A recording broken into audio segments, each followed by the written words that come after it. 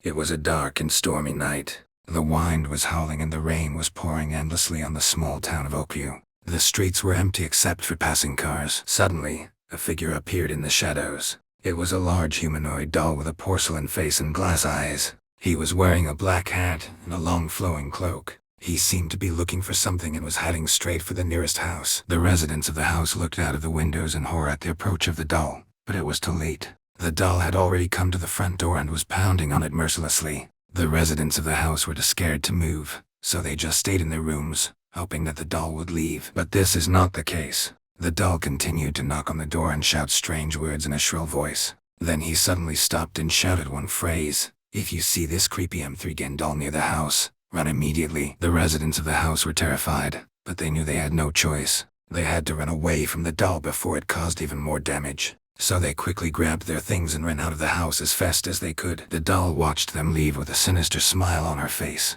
He had completed his mission and was ready to move on. Residents of Oakview lived in fear for several weeks after the incident. No one went outside after dark, and everyone was talking about the mysterious doll. Some people even said that it was an omen, a sign of something sinister coming. But the doll was never seen again, and eventually the city returned to normal. However, the residents of Oakview will never forget the night they saw the creepy M3 doll near their house, and they will never forget the phrase she said: "If you see this creepy M3 doll near the house, urgently run." It was a dark and stormy night when Samantha woke up and found that her family was missing. She stumbled out of bed and headed for the living room, but found that the windows and doors were boarded up. She tried to move the boards away, but they were firmly nailed down. Panic seized her when she realized that she had fallen into a trap. Samantha's mind was full of questions. Why did her family abandon her? Was it some kind of stupid joke? She looked around the room, hoping to find some clue. That is when she noticed the letter on the coffee table. It was from her mother explaining that they had to leave due to an emergency and couldn't take Samantha with them.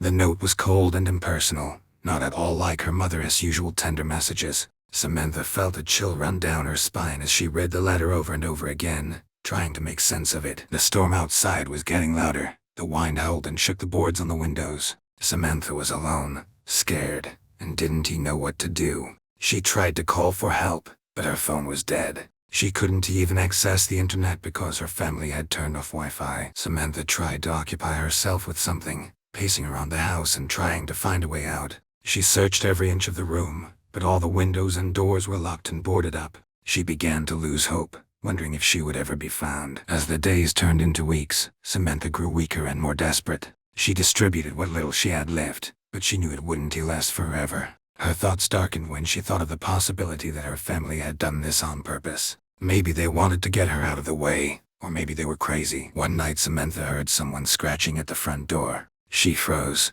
too scared to move. The scratching became louder and more insistent, as if something was trying to get inside. Samantha backed away slowly, her heart pounding in her chest. Suddenly the door swung open and a stream of water gushed in. Samantha was knocked off her feet and carried away by the current. She struggled to keep her head above the water, trying to swim to the surface, but it was too late. The water swallowed her up, and everything turned black. When Samantha woke up, she was lying on the floor of an abandoned house. The storm had passed, and the sun was shining through the windows. She sat up, confused and disoriented.